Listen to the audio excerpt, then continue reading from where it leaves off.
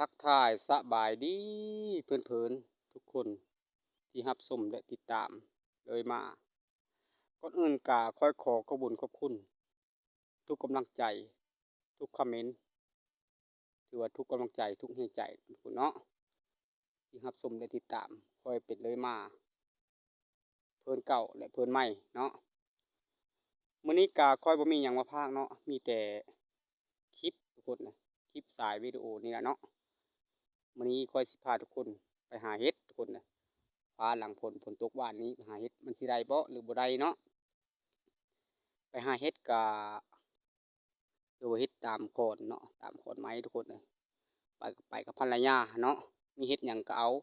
เห็ดที่กินได้เนาะพอจะเป็นเห็ดที่กินบ่ได้ทุกคนเลยเอาแล้วก็พาทุกคนไปนำกันทุกคนเนาะอย่าทิมอย่าปะอย่าละอย่าไล่กันเลยทุกคนฮักเพลงกันคือเก่าแล้วเนาะคือว่า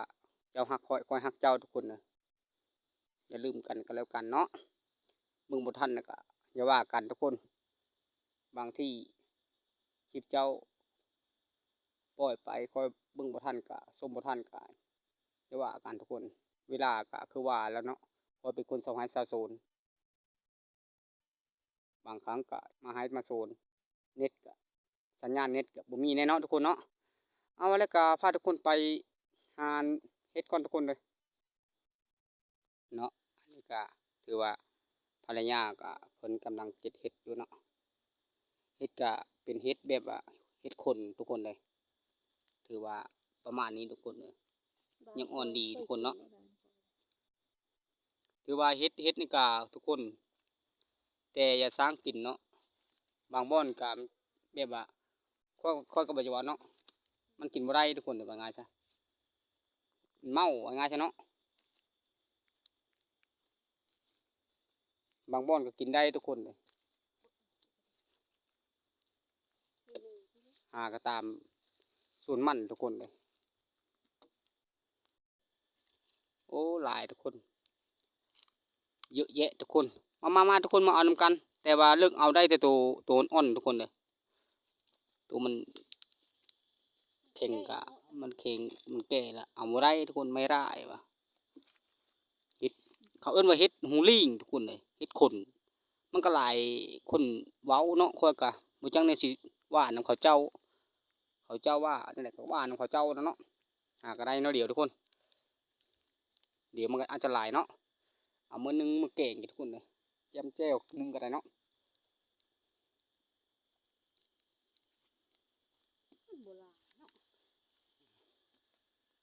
บรรยากาศตอนนี้ก็ทุกคนยังแดดอบอ้าวอยู่ทุกคนฝรั่งก็ตึงอยู่ทุกคนฟ้าร้องกันทุกคน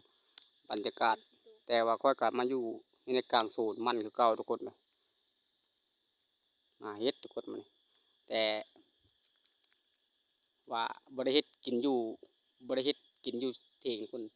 เอามือรับประทานอยู่บ้านพุ่นเนาะมันสิได้หลายสำหรับทุกคนเฮ็ดมันก็ได้เนาะเข้ามาหาอยู่ในโซนมันทุกคนโซนมันก็คือนี่ทุกคนก้นปีนี้ก้นบ่เบิดละโซนพอได้ทุกคนเด้อบ่แม่นโซนคอยโซนคอยเบิดแล้วทุกคนมาซอยพอทุกคนซอยพอซอยแม่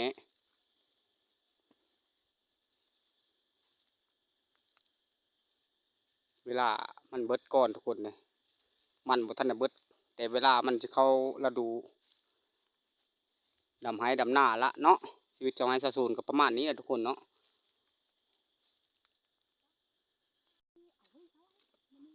นอคอนแคนทุกคนเอามือหนึงทุกคนเลยจะตั้นก็เอาเฮ้ย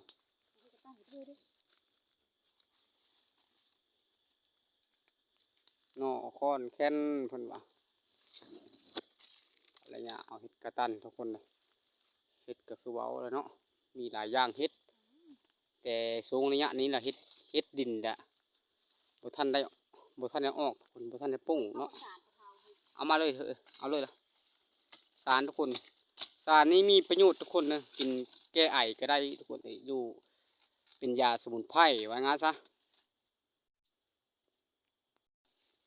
ถือว่าของป้าทุกคนว่าป่ากับแม่นป่าเนาะกลางโซนอันว่าป่าคือดงพุ่นเนาะ ว่าน้องคอนแก่นมันกินได้2อย่างน้องแก่นเนาะเป็นมากแล้วก็กินได้คือกันทุกคนรสชาติหวานบ้านเพื่อนๆก็อาจจะมีคือกันเนาะทุกคนเนาะคือสิเยอะแยะคือสิหลายคือกันนะเนาะทุกคนเนาะในนี้ทุกคนเลยแบบว่าคนสองไห้ชาวโซนกับสองไห้ชาวนาเนาะของกินกาอยู่ตามจำไห้จำโซนนี่แหละเนาะกินแบบง่ายๆทุกคนเลยกาบ่ได้กินละแบบสตุ้งสเต็กเนาะมันว่าง่ายซะว่าเรื่องเศรษฐกิจเงินใช้นะทุกคนเลยมันหายากเนาะอาศัยแต่มันนี่ละอาศัยแต่มันสับปะหลังนี่ละเนาะถือว่ายากอะหาพักเน่าพักนามกินหาเห็ดหาหอนกินนะทุกคนเนาะเก็บอะไรเอามือนึงกินจำเจียวปลาร้าปลาแรกแซ่บเลยทุกคนนะแซ่บกะแซ่บกะขึ้นกับผู้มักของกินนี่ทุกคนเลยกับว่าเพิ่นว่าไผ่ตรงเนาะสิ่งที่บ่มักกะว่าแซ่บกะเฮาบ่แซ่บก็เป็นเนาะว่าง่ายซะสำหรับคอยเลยกินได้เบิดทุกอย่างขอแต่ว่าทุกคนกินได้บ่ตีกระเปิกบ่เลิกข้าวสารทุกคนอยู่กลางโซนมันเย็นทุกคนว่าเย็นก็ร้อนทุกคนเลยบรรยากาศทุกคนภูผาป่าดงก็ประมาณนี้ทุกคนเลยแต่ภาพบริษัทก็ขอโทษขออภัยทุกคนเพราะว่ามันแดดทุกคนเลยแดดแห้งนี้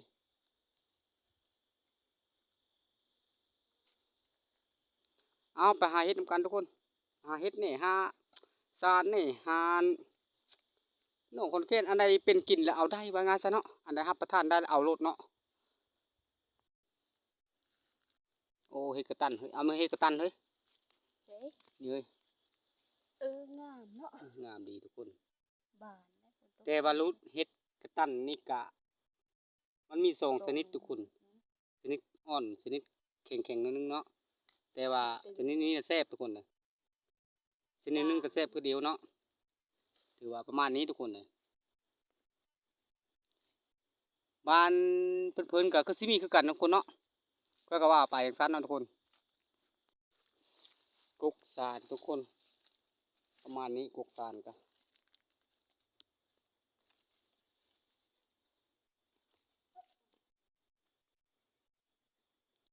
ร้อนอบเอาทุกคนฝนอาจจะตกทุกคนเนาะ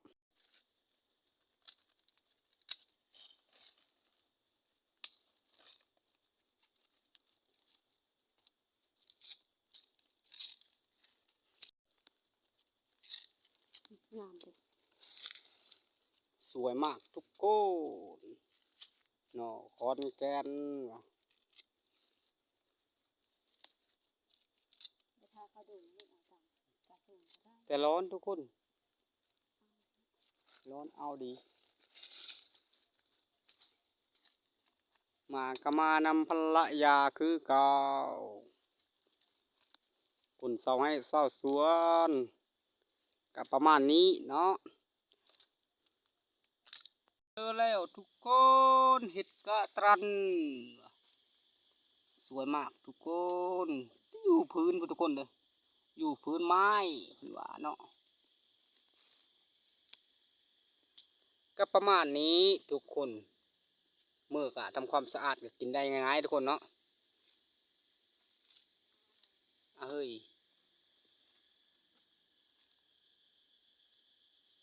แต่ภาพบรรยากาศทุกคนเลยแดดเนาะสรุปทุกคนเฮ็ดนอกคอนแคนสารก็ได้ประมาณนี้เอาคลิปนี้ก็จบสำนี้เนาะทุกคนเนาะขอภาคกดไลค์กดติดตามขอขอบคุณที่ได้รับชมสร้างสรรค์เนาะทุกคนเนาะเอาถือว่ามื้อนี้ก็จบสำนี้ทุกคนนะขอขอบใจที่รับชมเจอกันคลิปหน้าสำหรับคลิปนี้บ๊ายบาย